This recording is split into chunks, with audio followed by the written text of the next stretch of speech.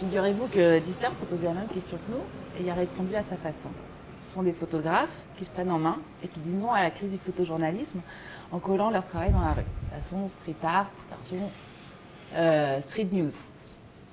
Dister, qu'on peut traduire en français par perturbé, dérangé, ou comme le dit l'un de ses fondateurs, Pierre Terjman, en mettre plein la gueule. Alors concrètement, ça ressemble à quoi? À du photojournalisme de qualité, réalisé par des photographes pros qui collent et qui affichent leurs images 4x3, format géant, photos légendées, créditées, 4 coins de la planète.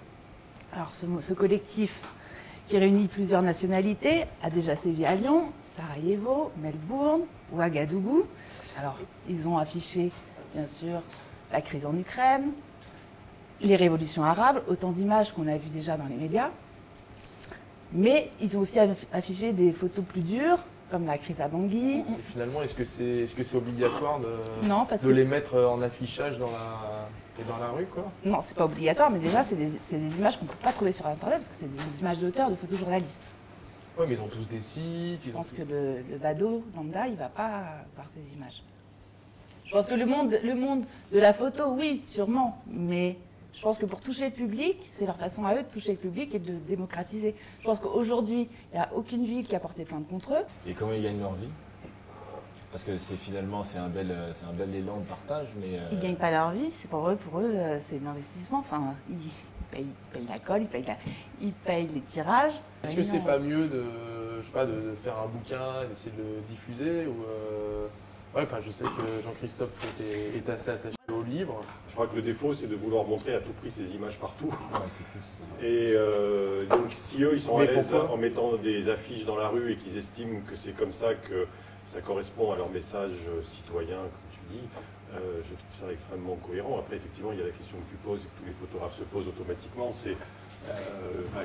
c'est bien beau les bonnes idées, mais aussi à un moment il faut qu'il y ait une économie derrière, parce que la photographie est toujours confrontée à ça. Et c'est vrai qu'il y a eu une révolution complète dans la façon de montrer les photos pour les photographes, c'est que tout à coup on s'est retrouvé face à un panel de possibilités invraisemblables. Ouais. Et c'est devenu une grosse partie du boulot, je pense que tu ne me contrediras pas.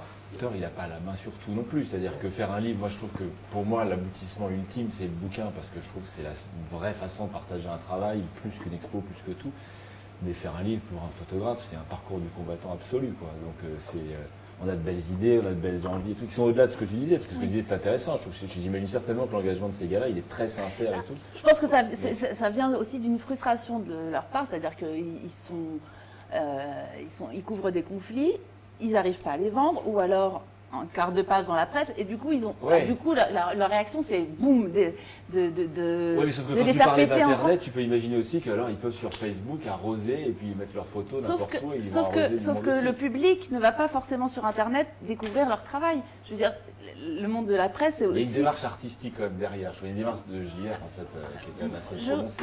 Un peu artistique, mais pas que. Surtout, je pense... Un peu événementiel. Oui, mais pourquoi pas? Moi, j'ai envie d'appeler ça de la street news, en fait. Ambroise, tu aurais un blog où tous les jours, il y aurait 1 million de personnes qui viendraient sur ce blog pour mettre des images, qui t'apporterait une certaine pression pour mettre des images. Ça serait plutôt une joie pour toi d'avoir une audience comme ça, ou ça serait une pression Mais non, mais moi je pense que quand on est photographe, de toute façon, on a envie de vivre caché. Donc l'idée, c'est de faire partager mais à des gens concernés. C'est-à-dire que moi, d'avoir, je sais pas comment dire, d'avoir un paquet de followers qui suivent mon travail, franchement, c'est le cadet de mes soucis. Moi, ce qui m'intéresse, c'est d'arriver à, tant bien que mal, essayer petitement de faire un bouquin qui sera de toute façon édité au maximum à 3000 exemplaires, et puis d'essayer d'être dans des festivals que je respecte et de toucher des gens qui sont concernés, qui ont une vraie réflexion là-dessus. Que ma voisine connaisse mon travail, honnêtement, c'est pas de la fausse modestie, mais je m'en fous un peu. Ce qui m'intéresse, c'est d'essayer de rentrer, de la photographie, aujourd'hui, ça intéresse tout le monde, une espèce de grand brouhaha et tout. Mais finalement, c'est quand même assez récent, la photographie. Donc, c'est pas qu'on a envie de s'inscrire dans quelque chose, mais on a envie d'être en cohérence avec ce qui se fait. Il y a plein d'images qui sont faites, Mais on verra au bout celle qui reste. Toi, tu as une exposition cet été à Arles. Ouais. Est-ce qu'on t'a donné les moyens ou est-ce que de montrer les images comme tu aimerais qu'elles soient montrées? Est-ce qu'elles vont être montrées comme tu aimerais qu'elles soient montrées? Très classiquement, malheureusement, ça va être dans des cadres. Non, mais c'est-à-dire que en l'occurrence avec les rencontres, c'est l'exposition de ce dernier projet. Donc ça n'a pas été exposé. Donc en gros, on m'a dit de faire ce que j'avais envie de faire. C'est-à-dire que des livres qui sont faits avec mon labo, avec l'encadreur et tout. Je suis quand même assez réaliste sur l'économie de la photographie pour savoir que je n'allais pas demander forcément de faire des boîtes américaines sous verre, anti-reflet et tout. Voilà. Mais donc non, j'étais relativement libre de faire ce que je voulais. Est-ce qu'on peut être un photographe sans imprimer une seule image? Moi, je pense que oui. Mais être connu, c'est pas être bon photographe. T'as raison. Non, mais on peut être aussi un bon photographe Et pas être connu. C'est pas une question d'être connu, c'est une question... sans imprimer d'image, Bien en sûr. diffusant ces images purement de manière numérique. Toute photographie qui n'est pas imprimée n'existe pas. Donc je vais dire le contraire de toi, c'est-à-dire que quelqu'un qui ne passe pas sur le papier, pour moi, ne fait pas de la photographie. Il fait autre chose, il fait de l'image. Aujourd'hui, on a un Tumblr, voilà, c'est Mais des je bels ne- écrans, il y a pour moi, des beaux un travail de écrans. photographe, Il y a des beaux écrans avec une belle colorimétrie. Finir et t'expliquer pourquoi, après tu réagiras. Le seul truc, c'est que sur un écran, on ne voit pas une photographie. On envoie une pâle reproduction, suivant l'écran, suivant la façon dont on le regarde. Bon, si certains, ça leur suffit, moi, j'ai rien contre, je ne suis pas là pour juger. Je suis juste là pour dire que tant que je n'ai pas un papier avec un format et avec une qualité d'impression, je ne vois pas une photographie. Je vois quelque chose qui est resté à l'état latent. Ce qui est intéressant, c'est de savoir où il va, quoi. Et puis, c'est pas C'est-à-dire que une faire une bonne Oui, c'est photo, pas une faire photo, deux oui, bonnes photos, pourquoi pas, c'est intéressant. Moi, ça me dérange pas que ce soit sur l'écran, etc. Mais moi, je trouve que c'est pas. Et je parle même pas de l'histoire de la photographie, mais ce qui est intéressant, les bouquins de photos qu'on a chez soi, etc. C'est parce qu'il y a eu un parcours, il y a quelque chose qui s'est passé. C'est pour ça que moi, je trouve que justement cette immédiateté, c'est son danger.